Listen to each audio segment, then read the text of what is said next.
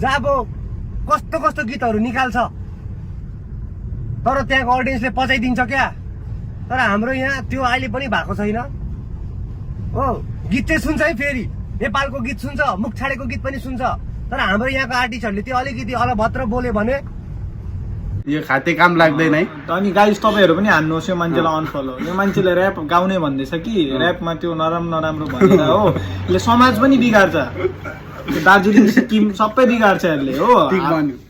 हाम्रो यतातिर आयो भने त ढुङ्गाले हान्नु, यतातिर आएर र्याप हान्नु भन्यो भने त त्यो भिडियोतिर चाहिँ अनि त्यो 500 रुपियाँ खसीको मासुहरू त्यो तै ल्याएर खा, घरमा बनाइवरी खा। अरू अलिक जीव आउँछ कि तर त्यस्तो चाहिँ गानाहरू ननिकाल या पब्लिकलाई परेशान भइसक्यो त्यस्तो गानाहरू। नेताहरूले देखेन तँलाई मार्छ त अनि भाइ कुर्छ नि यसलाई त।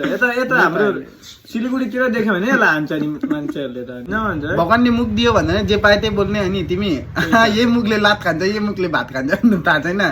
याद राख न, अलिकति कमन सेन्स छैन यस्तो। सबैजनाले यो सुबु ब्रोलाई चाहिँ अनफलो हान्नु पर्यो, यो काम लाग्दैन।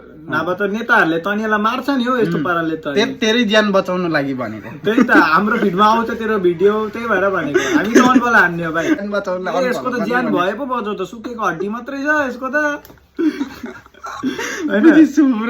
त्यो बेसी उयो टी सर्टहरू खोलेर त्यो सुकेको हड्डी नदेखाउने नि, फेरि पब्लिकलाई परेशान हुन्छ नि। यो तिम्रो सुकेको हड्डी देखेर मेरो दिनै नराम्रो जान्छ साँच्ची भनेको। त्यो नेताहरूले के गर्नु यसो गऱ्यो भने पुर्ले के लाग्छ यसलाई त थप्पड दियो भने गाला साला सुनिन्छ होला हौ। थप्पड भेट्यो भने चाहिँ राम्रो हुन्छ नि, अलिक मोटाउँछ बरु नि, मोटाउँछ थप्पडले अलिक थप्पड खाएको त। अनि अस्ति एउटा केटीलाई त्यही मुख छाड्दा रोस्ट गरेर है यो यसले के गरेको भाइ, के गरेको अलिक सीमा भन्ने याद गर्न भाइ, सीमा भन्ने याद गर्दा सबैजनाले अनफलो गर्नु पर्यो यो सुबु ब्रोलाई चाहिँ ल। सबैजनाले अनफलो गर्यो भने चाहिँ यसको ज्यान बाँच्नु सक्दैन, तर त हान्छ है यसलाई। नेताहरूले हान्नु पनि पर्छ, फु गर्यो भने लडिहाल्छ, त्यही चिज गर्छ। पब्लिकतिर चाहिँ ननिक्ली जति सक्दो गाउँमै बस क्या भाइ त, नभए त फेरि हान्छ नि तँलाई।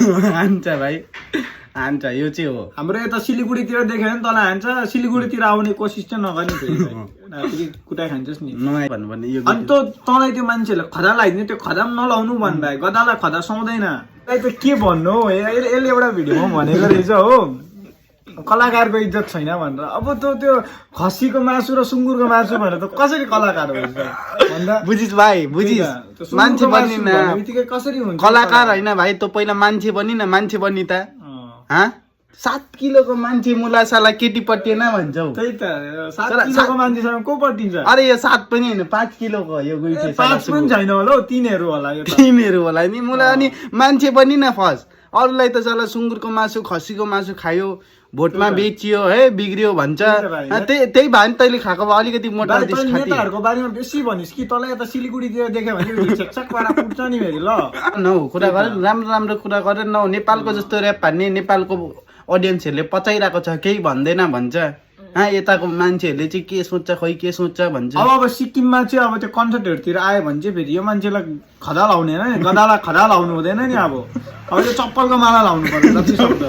बेसी ओभर टु मच क्या। यो आँखा यस्तो गर्छ नि, यो अलिक कम्ती गर न हौ। यो यस्तो गर्नु, यस्तो गर्नु के हो त्यो? यस्तो छैन, यस्तो छैन, यस्तो यो छैन ब्रो। डुवर्स बोयलाई चिनिराख है फेरि, बुझ्यौ? याद राख नि फेरि।